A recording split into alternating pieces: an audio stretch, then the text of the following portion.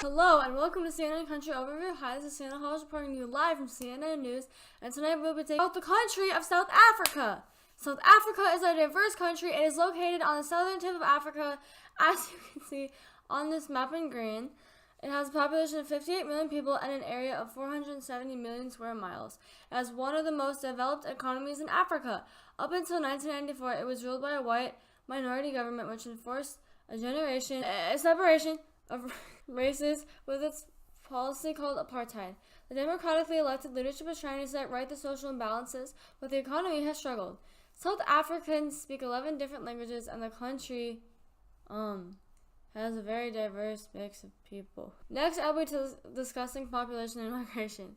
The population in South Africa was about 58 million in 2019. South Africa's population has grown significantly over the years. Here's the population pyramid for South Africa. The area at the bottom of the graph is the younger people, and the part at the top of the graph is the older people. South Africa has a stage 2 expanding population as shown in the following graphic. South Africa's population growth rate was about 0.97% in 2018. The median age across the population is 27.1 years of age.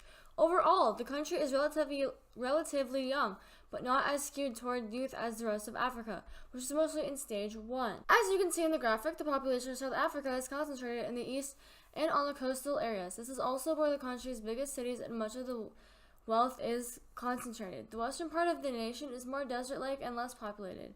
The population is also more urban than rural. About 65% of the population lives in cities, and migration has been toward urban areas over the last 20 years. 75% of migrants live in South Africa, arrived from other African countries. Zimbabwe, Mozambique, Lesotho, Malawi, Swaziland, and Namibia were among the top 10 sending countries. South Africa is regarded as an important destination for many people who seek better opportunities due to its stable democratic government, good infrastructure, and economic stability.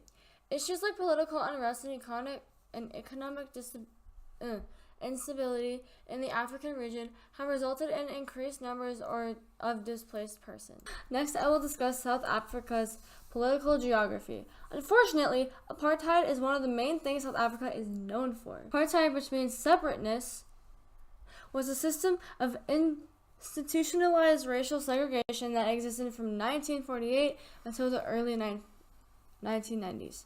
It is one of the most significant features influencing the history and society in South Africa. Apartheid began as the Population Registration Act of 1950, which classifies all South Africans into one of 4 racial groups based on appearance, known ancestry, socioeconomic status, and cultural lifestyle: black, white, colored, and Indian. Places of residence were determined by racial classifications from starting in 1960. 3.5 million non-white South Africans were removed from their homes and forced into segregated areas called tribal homelands, also known as Bantustans. This was one of the largest mass evictions in modern history. The 10 Bantustans are shown on the map as the colored areas. Apartheid was divided into petty apartheid, which dictated the segregation of public facilities and social events, and grand apartheid, which dictated housing and employment opportunities by race. Under apartheid, blacks, colored, and Indian people were denied citizenship, could not intermarry with whites, could not travel freely, were prohibited from owning land outside of the Bantustans, and had many other restrictions. Here are some examples of signs during the time of the apartheid. Public beaches, swimming pools, some pedestrian bridges, drive-in cinema parking spaces, graveyards, parks, and public toilets, and many other places were segregated.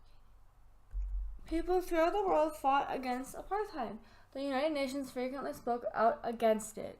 Many countries refused to trade with South Africa or sell them weapons. From 1991 to 1994, Nelson Mandela negotiated the end to apartheid, which led to South Africa's first non-racial elections and the formation of a government of national unity under Nelson Mandela. The time since apartheid has seen mixed results for the country. The optimists say it remains the most advanced country in Africa, which with thriving cities that are integrated into the global economy. Millions of blacks have been educated and risen out of poverty. The pessimists point out that the government corruption is an endemic problem. Violent crime is still very high, and HIV/AIDS rates are among the highest in the world. Squatter communities just keep expanding, and millions of poor blacks have seen little or no improvement in their lives. Next, I will discuss urban patterns in South Africa.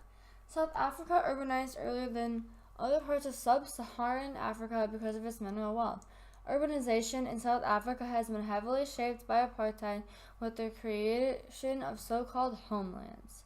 Cities followed normal patterns before apartheid, but during apartheid, the development was altered by so many people being moved to the homelands.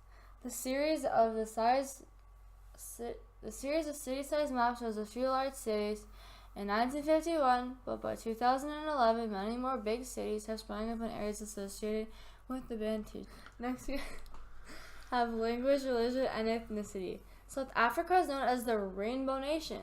There are 11 official languages. The main languages are Zulu, which is spoken by 23% of the country, Xhosa, which is spoken by 16% of the population, Afrikaans at 14%, and finally English native speakers total about 10%. When two people don't speak the same language, they usually switch to English. So English is widely spoken, but mostly for South Africans, it's their second language. Christianity is the dominant religion in South Africa. Almost 80% of the population, which applies to blacks and white South Africans, are alike. Christianity was introduced by the early European settlers and traders and eventually became the dominant religion. In a 2017 poll conducted during Easter weekend, however, only 38% of about 9,000 respondents indicating that they consider their religious aspect as the most important part of the holiday. Racially, the country is divided largely into 4 groups.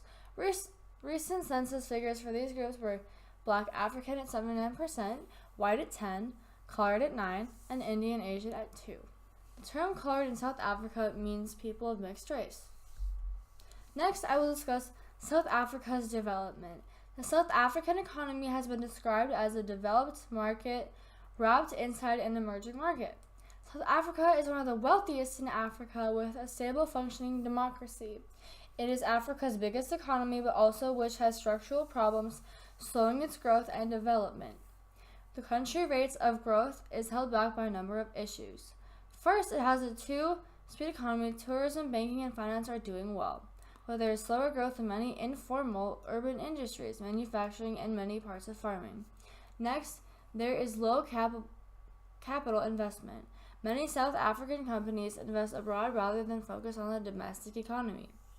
Another factor contributing to slow growth in wage increases. South Africa has a powerful trade union movement that is part of government. The annual rise in wages has been strong, with boosts purchasing power for those who work, but increasing wage costs decreases global competitiveness. Next, I will discuss South Africa's agriculture and industry services. South Africa is a middle-income emerging market with many natural resources. It has well-developed financial, legal, communications, energy, and transport sectors, and a stock exchange that is Africa's largest. Until about 1870, the economy was almost entirely based on agriculture. The discovery of diamonds and gold in the late 19th century created rapid economic development. By 1945, manufacturing was the leading contributor to the gross national product. By the 1990s, services contributed almost 60% of the GNP, while industry contributed over 35% and agriculture only about 5%. The main industrial centers are Johannesburg, Cape Town, and Port Elizabeth. The principal goods include processed food, beverages, and textiles. However, there are problems. Unemployment, poverty, and inequality, amongst the highest in the world, remain challenges and contribute to slow economic growth. Official unemployment is roughly 27% of the workforce and runs much higher among black youth. Other challenges that limit economic growth are skill shortages, declining global competitiveness, and work stoppages due to strikes. Currently, the economy is largely controlled by whites, but non-whites make up more than 75% of the workforce. Working conditions and paying are often poor, and many non-whites are subsistence farmers. A big part of the country's physical geography is defined by the continental feature called the Great Escarpment. This means the coastal areas are lower and wet in the interior, and the interior of the country has more mountains and is dry. The southern edge of the mountain part of the country has the mountain ranges of the Great Karoo and Cape Fold. In the west is the Drakensberg Mountains, which are rich in mineral wealth. South Africa is a world leader in the production of gold, diamonds, and other precious metals. These minerals are mined in the mountainous part of the country and transported onto roads and railways to ports on the coast. The country has good road and rail networks. The chief seaports are Durban, Cape Town, and Port Elizabeth. The main imports are machinery, transport equipment, and consumer goods. The chief exports are precious metals, manufactured goods, chemical arms, foodstuffs, and diamonds. The principal trade partners are Germany, the United States, and Japan. And Great Britain. Sorry. Next, I will discuss South Africa's resource issues. One of the most important areas of concern in South Africa is education. Without an educated population, a country cannot progress. The government has not been able to supply enough classroom spaces for those of school and age, and many existing government facilities in low-income areas offer poor quality education. Part of the problem is tied to low budgets, but there are also administrative and corruption issues which has created a thriving private school market. Also, teacher quality and training is a problem. This is the legacy of the Bantu education system during apartheid years, which neglected teacher training for the black population.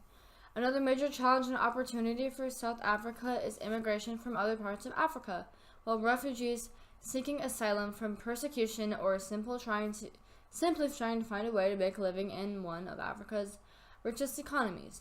This includes many illegal immigrants, competition for jobs, means tension, and violence between the refugees and local communities. Along with poverty and crime, middle and upper class South Africans are major clients for security services and gated communities. Another resource issue is infrastructure and equality. South Africa's economy is the second largest in Africa after Nigeria, but will be better infrastructure. It has a relatively high GDP per capita compared with other countries in sub-Saharan Africa, but also has extremes of wealth and poverty. South Africa's ranks as one of the world's most unequal societies. Restrictive labor regulations and lack of skills and educational development have contributed to unemployment. Another issue is land reform. Land reform has been a crucial topic since the end of the apartheid. In 2015, President Jacob Zuma said he was seeking a ban on foreign land ownership, as well as limiting the total area of land holdings to 12,000 hectares per individual. Another issue is state-owned enterprises. The South African state owns about 700 firms, and wages for civil servants have increased much faster than inflation. Many state-owned enterprises are inefficient and mismanaged. Private ownership is one solution to addressing corruption and inefficiencies, but fear of job losses have caused opposition to this approach. Finally, tourism offers a bright spot for the economy. South Africa remains a favorite travel destination. Next, I will discuss the folk and popular culture of South Africa. South Africa has many things that divide it, but sports are one of the things that unites it. Lots of the culture wraps around South Africa's top sport, which is football, aka known in the U.S. as soccer. The biggest event of each Olympic year is the FIFA World Cup, which South Africa was banned from competing in for 40 years due to the apartheid. As we've seen, South Africa is a very diverse country with some big challenges. They have a strong economy and many people to help, but are still working through the issues of their apartheid past. This is Siena Hall. Thank you for listening to the special country report on South Africa.